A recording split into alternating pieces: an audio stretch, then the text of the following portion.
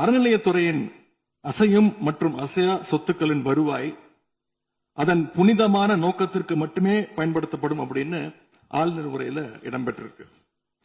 இந்த கருத்தை பார்க்கும் பொழுது அறநிலையத்துறையே இருக்கக்கூடாது அப்படின்னு சொல்ற பாஜகவுடைய குரலாகத்தான் தாவேக அரசும் சொல்லுதா அப்படிங்கிற சந்தேகம் எங்களுக்கு வருது.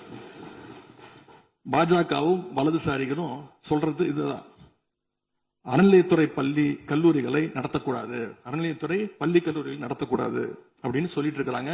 இதுக்காக வழக்கும் தொடர்ந்து இருக்கிறாங்க. இந்த நிலைப்பாடு திருமண மண்டபங்கள் வணிக வளாகங்களோடு நிற்குமா, இல்ல கல்வி நிறுவனங்களுக்கும் இந்த கண்டிஷன்ஸ் அப்ளை செய்யப்படுமா? மாண்புமிகு அறநிலையத்துறை அமைச்சர்கள்.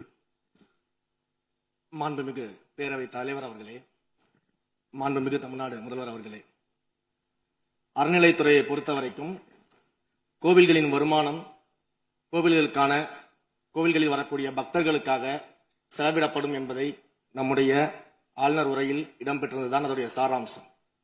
இன்னொன்று, சமீபத்தில் வெளியிடப்பட்ட திருமண மண்டபங்கள் மற்றும் வணிக வளாகங்கள் அந்த பணிகள் துவங்கப்படாத பணிகள் நிறுத்தப்பட்டது என்பது இந்த பணிகளை பொறுத்த வரைக்கும் நாம் ஆராய்ந்த வரைக்கும் அந்த கோவில்களில் பொதுமக்களுக்கு தேவையான அடிப்படை வசதிகள், பொதுமக்களுக்கு தேவையான தங்குமிட வசதிகள், பொதுமக்கள் பக்தர்கள் வரப்போது அவர்களுக்கு தேவையான அடிப்படையிலான கழிப்பறை வசதிகள் போன்ற இந்த வசதிகளை மேம்படுத்துவதை காட்டிலும் இவர்கள் கமர்ஷியலாக கோவில்களுக்கு திருமண மண்டபங்கள் கட்டுவதிலும் வணிக வளாகங்கள் கட்டுவதிலும் அதன் மூலமாக வருவாய் ஈட்டுவதை மட்டுமே குறிக்கோளாக வைத்துக் கொண்டு இந்த திட்டங்களை துவங்கியதன் காரணமாக மேலும் அதன் மீது பல்வேறு நீதிமன்ற வழக்குகள் ஸ்டே ஆர்டர்ஸ் இருப்பதனால நாம் அதையெல்லாம் ரத்து செய்து அறிவிச்சிருந்தோம்.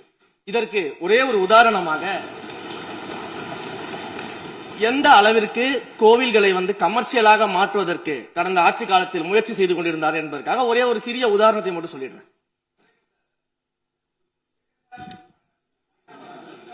அருள்மிகு குன்னூரில் இருக்கக்கூடிய அருள்மிகு விநாயகர் திருக்கோயில், ஏறத்தாழ அந்த கோயில்கள் இருந்து கோயில் நிதியை பயன்படுத்தி 10 கோடி ரூபாய்க்கு 10 கோடி ரூபாய் மதிப்பில ஒரு மல்டி லெவல் கார் பார்க்கிங் வசதியை அந்த கோயிலுக்கு ஏற்படுத்துவதற்கான திட்டத்தை இந்த அரசு அனுமதித்திருக்கிறது.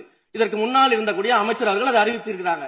அந்த கோயில்ல ஒட்டுமொத்தமாக மாதத்திற்கு வரக்கூடிய பக்தர்களின் எண்ணிக்கையே 500 தான் ஆவரேஜா. அதே போல அந்த கோவில்களுக்கு அடிப்படையில கழிப்பறை வசதி கூட கிடையாது. இது மட்டும் இல்ல, குன்னூர் மற்றும் உதகையை சுற்றி இருக்கக்கூடிய அனைத்து பகுதிகளிலும் இருக்கக்கூடிய 50 கோவில்கள்ல பேசிக்கா இருக்கக்கூடிய டாய்லெட் பெசிலிட்டிஸ் கூட அங்க இருக்கக்கூடிய கோயில்களுக்கு கிடையாது. அப்படிப்பட்ட இடங்கள்ல கோயில் நிதியை பயன்படுத்தி எதற்காக மல்டி லெவல் கார் பார்க்கிங் தேவைப்படுது? அப்ப இது கமர்ஷியல் திட்டங்கள் இல்லையா?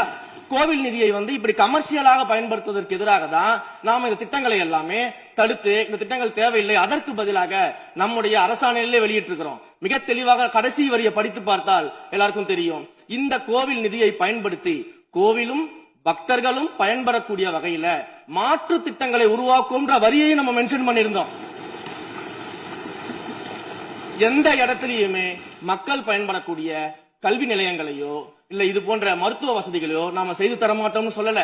இன்னும் சொல்ல போனா கடந்த 5 ஆண்டுகள்ல ஒன்றிய அரசின் நிதி உதவியோடு பழனியில பாத்தீங்கன்னா ஒரு சித்த மருத்துவமனை கட்டுவதற்கான நிதி உதவியை ஒன்றிய அரசு தருவதற்கு தயாராக இருந்தது.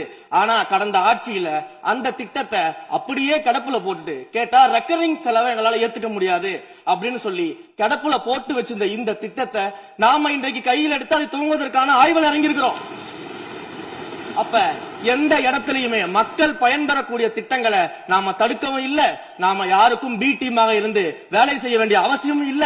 கோயில்களின் நிதியை ஒரு காலமும் கமர்ஷியலாக பயன்படுத்த வேண்டிய அவசியமும் மாண்புமிகு தமிழ்நாடு முதலமைச்சர் தலைமையிலான தமிழக வெற்றி கழகத்தின் ஆட்சிக்கு தேவையும் இல்லை.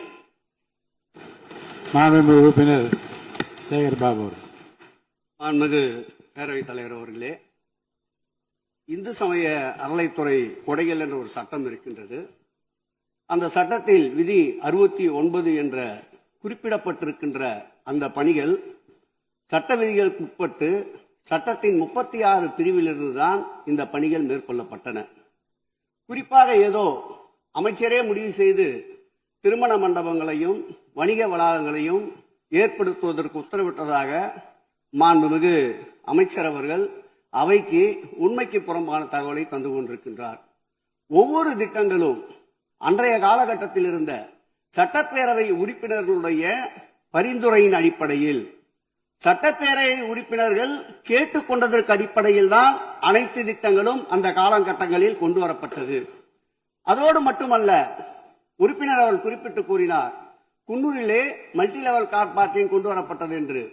அங்கே இருக்கின்ற 56 கோயில்களையும் நான் குன்னூரிலே 5 நாட்கள் ஊட்டியிலே முகாமிட்டு அனைத்து கோயில்களுக்கும் நேரடியாக சென்று ஆய்வு செய்தோம். அந்த ஆய்வின் அடிப்படையில் அந்த திருக்கோயில்களுக்கு வருகின்ற பக்தர்களுடைய அடிப்படை தேவைகளுக்கு வருமானத்தை உயர்த்துவதற்காக குன்னூருக்கு சுற்றுலாவிற்கு வருகின்ற மக்களுடைய வாகனங்கள் போதிய அளவிற்கு பார்க்கிங்களுக்கு இடமில்லாமல் தவிக்கின்ற சூழ்நிலையில் அங்கே மல்டி லெவல் பார்க்கிங் கொண்டு வந்தால் நகராட்சி பரிந்துரையின் அடிப்படையில் வருமானம் பெருகும். அந்த வருமானம் திருக்கோயில்களுடைய மேம்படுத்துகின்ற பணிகளுக்கு உதவும் என்பதற்காகத்தான் அந்த பணிகளை மேற்கொண்டோம் என்பதை மாண்புமிகு அமைச்சர் அவர்களுக்கு இப்போது யார் அறிவுறுத்தி, ஒரு நிமிஷம், யார் அறிவுறுத்தி இந்த அரசாணையை வெளியிட்டிருக்கின்றாரோ அவர்தான் அப்பொழுது ஆணையாளராக இருந்தபோது இதே அறிவுறுத்தின் பெயரில் அரசாணையை வெளியிட்டிருக்கிறார் என்பதை பேரவைத் தலைவருக்கு, பேரவைத் தலைவர் வாயிலாக அமைச்சருக்கு தெரிவித்துக் கொள்கிறேன். மேலும் அவர் கூறுவதற்கு எனக்கு பாயிண்ட் ஆஃப் ஆர்டர்ல பதில் கூறுவதற்கு அனுமதிக்க வேண்டும். மாண்புமிகு பேரவைத் தலைவர் அவர்களே, குன்னூரில் இருக்கக்கூடிய அந்த விநாயகர் கோயிலுக்கு சொந்தமான இடத்துல மல்டி லெவல் கார் பார்க்கிங் அமைப்பதற்கு ஏற்கனவே அங்க இருக்கக்கூடிய நகராட்சி நிர்வாகம் ப்ரப்போசல் வழங்கிய போது அந்த நகராட்சி நிர்வாகத்திடம் நம்முடைய நிலத்தை குத்தகைக்கு கொடுத்து அதன் மூலமாக இருக்கக்கூடிய வருவாயை வைத்துக் கொண்டு நாம் முடிந்த வரையில் நம்முடைய கோயில்களுக்கு தேவையான அடிப்படை வசதிகளை நாம் செய்து கொடுக்கலாம். ஆனால் கோயில் நிதியவே 10 கோடி எடுத்து அங்கு மல்டி லெவல் கார் பார்க்கிங் வந்து எந்த விதமான பொதுமக்களும் பக்தர்களும் கேட்கல.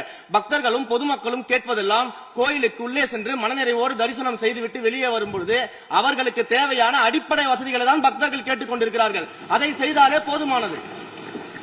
மாநில எதிர்கட்சி தலைவர் பேசுகிறீங்க. போதுங்க, நீங்க சொன்னீங்க விளக்கம் சொல்லி திருப்பி இதை நான் அனுமதிக்க முடியாது. மாண்பு எதிர்கட்சி தலைவர் பேசுங்க. வேண்டாம், போதும், நிறைய நீங்க பதில் சொல்லிட்டீங்க. பாருங்க, மல்டி லெவல் கார் பார்க்கிங் தேவைன்னு அவர் இல்லைன்னு சொன்னாரு, ஏன் போட்ட நீங்க சொல்லிட்டீங்க. அதோட விவாதம் முடிந்தது. மாண்பு எதிர்கட்சி தலைவர் பேசுங்க. நீங்க திரும்ப எதுக்கு பாயிண்ட் பாடுற? இனிமே எதிர்கட்சி தலைவர் பேசி முடிக்கிற வரைக்கும் குறுக்கீடுகள் அவசியம் இருந்தால் அனுமதிப்பேன், அனுமதிக்க முடியாது. எதிர்கட்சி தலைவர் பேசலாம். ஒரு குற்றச்சாட்டு இல்ல, அவர் விளக்கம் தான் சொன்னார். என்ன குற்றச்சாட்டு சொன்னாரு? அவர் விளக்கம் சொல்லிட்டாரு. மாண்பு எதிர்கட்சி தலைவர் நீங்க பேசலாம். இனி மாண்பு எதிர்கட்சி தலைவர் பேசி முடிக்கிற வரைக்கும் எந்த குறுக்கீடுகளுக்கும் நான் அனுமதிக்க முடியாது. அவசியம் ஏற்பட்டால் விதிகள் உட்பட்டு அனுமதிக்க வேண்டிய உரிமை எனக்கு இருக்கிறது. இப்போது மாண்பு எதிர்கட்சி தலைவர் பேசலாம். சொல்லிட்டீங்க, நீங்க பதில் பாருங்க. அவர் சொன்ன உடனே நீங்க பதில் சொல்லிவிட்டீர்கள். குற்றச்சாட்டு அல்ல, விளக்கம் சொன்னார் அவரு. 10 கோடி ரூபாய்க்கு இந்த இடத்துல 10 கோடி ரூபாய்க்கு கோயில் படத்தை எடுத்து ஏன் பயன்படுத்தினீங்க, அது வேற எதுக்கு பக்தர்களுக்கு பயன்படுத்தி விளக்கம் சொன்னார். அவ்வளவுதான். குற்றச்சாட்டு எப்படி வராது? உங்க மேல குற்றச்சாட்டு வைக்கலையே, தவறா பயன்படுத்தினீங்க, அதுல தவறு நடந்து அவர் சொல்லலையே. அதை குற்றச்சாட்டாக எடுத்துக்கொள்ள முடியாது, விளக்கமாகத்தான் எடுத்துக்கொள்ள முடியும். மாண்புமிகு எதிர்க்கட்சி தலைவர் அவர்கள் பேசலாம்.